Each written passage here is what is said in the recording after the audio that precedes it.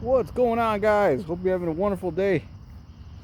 Trying to fight off these mosquitoes, but I don't want to go back inside because it's so nice out here. Anyway, wanted to make a quick video because I just watched something that kind of disturbed me. This is a pastor. He looks like a lumberjacker, and he's basically chastising young men for not dating. You know, he's saying that most men in their 20s, actually, he's read statistics, over 60% of men in their 20s are not dating or pursuing a woman. Basically, MGTOW. But he's got to think about the fact that maybe some of these men are in their early 20s are finishing up college or finishing up degrees or whatever, and he's not accounting for that. They don't want to date at that time. You know, especially if you're studying. If you're studying and you don't want any distractions, you don't want to, building a relationship takes a lot of your time. So he didn't take that into account. But what really frustrates me about this pastor, I don't know who he is, man. He looked like a lumberjacker. He had a beard and looked kind of like an old wrestler. Is the fact that he just didn't ask young men why. Dating is not easy nowadays. It is not easy. Okay, for any young man. So him just going, oh, well, it's because you guys are lazy and you guys just want to sit down and play video games and you don't want to do anything. That's why you guys aren't dating. There are a lot of men who have put in a lot of work nowadays and they're still single. And they've tried and they've tried and they tried and they're still single. I'm not going to get into the reasons why because I don't want to be targeted for anything here. All right, I'm not going to be as honest as I want to be. But all I can say is men have tried and they've given up. Many have given up because they're saying, well, it's just not worth it nowadays. It's just not worth it now.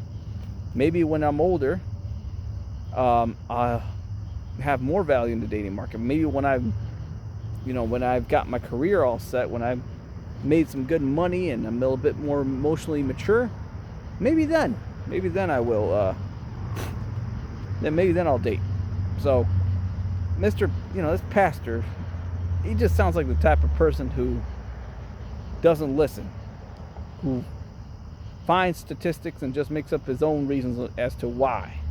One of the things he said is kind of irritated me. He says most of these folks are going to vote in a socialist system that's going to keep them maintained, and they're going to keep themselves alive through it. And they're going to rob people from hard-earned money through taxes, and the government's going to keep them alive. How?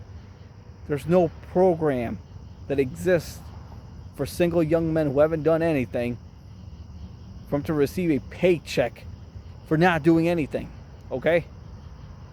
He also said, well, these guys are waiting to move out from their parents' house so they can move to their girlfriend's house, and she's going to take care of everything. What in the world are you talking about, man? I don't think a girl's going to want to date a man who doesn't want to do anything or doesn't do anything. Unless he's a bad boy. But then again, he's doing something there. He's being a bad boy. So this guy, I don't know, man. I think he's detached from reality. He gets his statistics from who knows where. And he's just angry. Part of it, I hate to judge. I don't know what his intentions are. Maybe his intentions are good.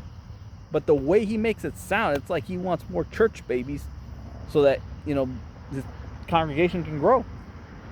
Maybe. I don't know. Then again, I don't know the man. I don't know him personally. He might be the greatest guy on earth. And he's just a bit misinformed. But that's just how he comes off as. And I don't even know his name. I'm trying to find the source video. But I don't even know who this guy is. And I don't know what state he's in. He had a lumberjacker shirt on. I don't know. So, I don't know. Maybe he's in the Midwest. Maybe he's up north. Maybe he's in any of the northern states. But I don't know. But either way, it just kind of irritated me, man. Because it's not true. Everything he says is fake. Okay? There is some truth to it. There are some folks that have given up. And they just play video games all day. You know what I'm saying? And you see that a lot. I was in Japan in May and I heard a lot about the hikikomori, the young men who all they do is they work remotely, maybe go home and just play video games. That's all they do, and it's happening here as well in the States. So as far as that goes, you know, if you're single, and I don't know if you choose to remain single or you're going to stay single, you know, one thing I do agree with some of these pastors that are trying to tackle this issue, and again, they're a bit misinformed, is, you know, your purpose in life shouldn't just be about you. It should be about what you can do for the world, what you can do for your community, what you can do for others. So if you are single, it doesn't mean that you're not serving anyone. It just means you get to serve a different group of people, you know? There's always people who are needed at places where, you know, they feed homeless folks. There's always a need there. Or you can serve in your church, or you can serve in, you know, fundraisers for your community. Who knows? There are tons and tons and tons of volunteering positions, and people who are ready just to work with you, and they just welcome your help.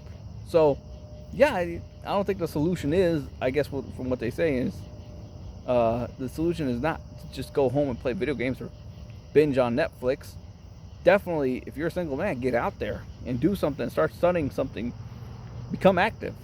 You know, you can't just say, you know, forget the world because I don't have a girlfriend. Come on, man. No, don't do that. But at the same time, I can't get behind this guy, man. It's just feels like something came into one ear, he scrambled it in his head, and he spit it out just the way he felt like it. He just used his feelings instead of facts on this one. And all I can say is, man, you gotta watch out with what you're saying, man, because now you're just gonna be an infamous pastor, and people are not gonna want to come to your congregation. That was just a low blow, and very misinformed low blow. That's all I can say, man. All right, peace and love to you. I hope you find peace in whatever you're doing, man, but you know, you really need to pray before you start preaching. All right, have a good one. Bye-bye.